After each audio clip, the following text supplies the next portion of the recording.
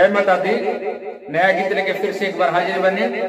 Video के लाइक करी, comment में बताएं कैसन लगल है। अगर लोग हमारा चैनल पर नया बने तो चैनल के सब्सक्राइब जरूर करी, बेल आइकन प्रेस कर दें, ऑल पर क्लिक करी।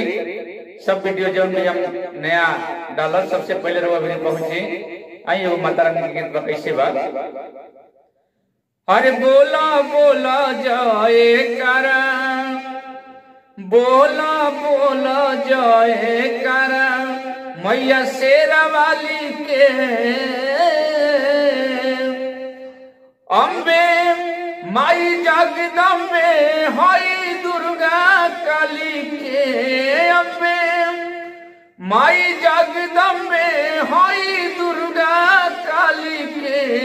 बोला बोला जय कर मैया शेरा वाली की। बोला बोला जय कर। हरेली बलैया मैया देखतनिया के। श्रद्धा से शीश अपन दर पे झुका के।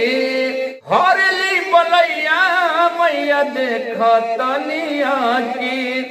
श्रद्धा से अपन दर पे झुका के। लुका शिवा कहो न के दुखवा टाली के। उनका शिवा कहो न के दुखवा टाली के। बोला बोला जय करा मैया जोता वाली के। बोला बोला जय करा। माई के माई हई माई आदि सकती। श्रद्धा से करतने उनकर भगती। माई के माई हई माई आदि सकती।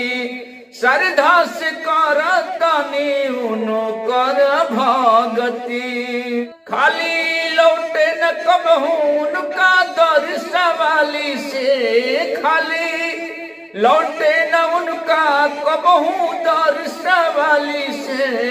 बोला बोला जय कर माता वैष्णो वाली की। बोला बोला जय कर मैया शेरा वाली के। मन मित माई पौआ पखहरी।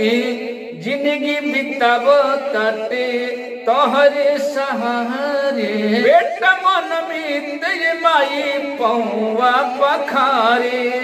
जिंदगी बितावे अपन तोहरे सहारे। हरदा भरद पूजवा के माई झोली खाली के।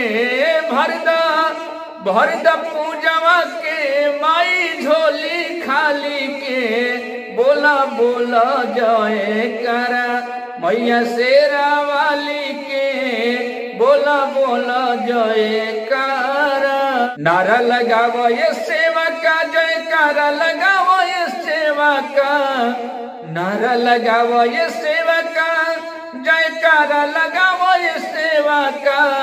अहे मैया ये गानवा जय कारा लगाओ ये सेवा का। अहे माई गनवा जय कर लगाओ ये सेवा का।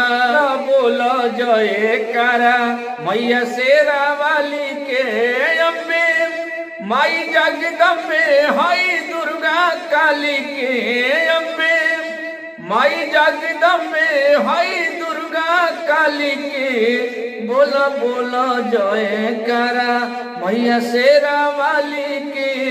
बोला बोला जय कर मैया शेरा वाली के। जय माता दी।